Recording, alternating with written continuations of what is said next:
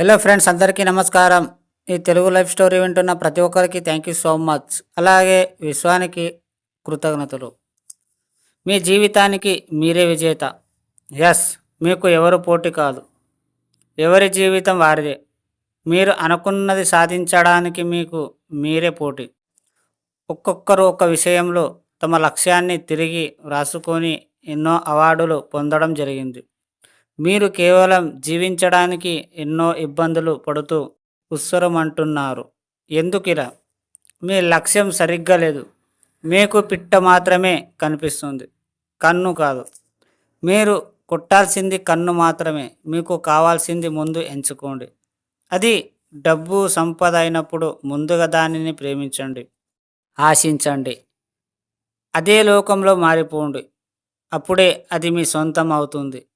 అంతేగాని వేరే ఇతరత్రల వ్యాపారాలు గనక ఉంటే మీరు అనుకున్నది సాధించలేరు. ఒక సామాన్యుడు కూడా ధనవంతుడు కాగలడు. ఎన్నోసార్లు చెప్పబడింది. ఇదే లక్ష్యంతో ముందుకు వెళ్ళండి, ఖచ్చితంగా సాధిస్తారు. ఎస్, మీకు మీ కోరికలు విశ్వంలో సమయం అంటూ లేదు. సమయాన్ని మనం నిర్ణయించుకున్నాము. ఈ విశ్వంలో అన్నీ ఎప్పుడు ఉన్నాయి. వాటిని మీకు ఇవ్వడానికి సిద్ధంగా ఉంది. విశ్వానికి మనకు మధ్య సమయం అంటూ లేదు. అడగడం మొదలు పెట్టడంలో మీరు అనుమానాలతో పాటు ఆలస్యం చేస్తున్నారు. ఎస్, అడగండి, నమ్మండి, వాటి యొక్క అనుభూతిని పొందండి. ఇదే విశ్వసూత్రం. అప్పుడే ఏదైనా మీ సొంతమవుతుంది. డియర్ ఫ్రెండ్స్, ఇప్పటికైనా మీరు నిజాన్ని విమర్శించకండి. ఏదైనా సరే మీరు విశ్వం నుండి మాత్రమే పొందాలి. దేవుడైనా, గురువైనా, వస్తువైనా. మీరు నెగటివ్ అనేది పక్కన పెట్టండి. మీరు ఏం కావాలి అనుకుంటున్నారో ఫస్ట్ దాన్ని గోల్గా పెట్టుకోండి. అదే లక్ష్యంగా పెట్టుకోండి. మీ ప్రయత్నం ఎట్టి పరిస్థితుల్లోనూ ఆగకూడదు.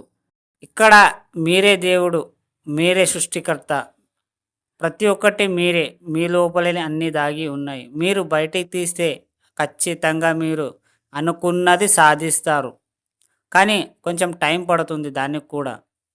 మీరు మీకేం కావాలనేది ఖచ్చితంగా మీరు ఒకటి ఎన్నుకోండి.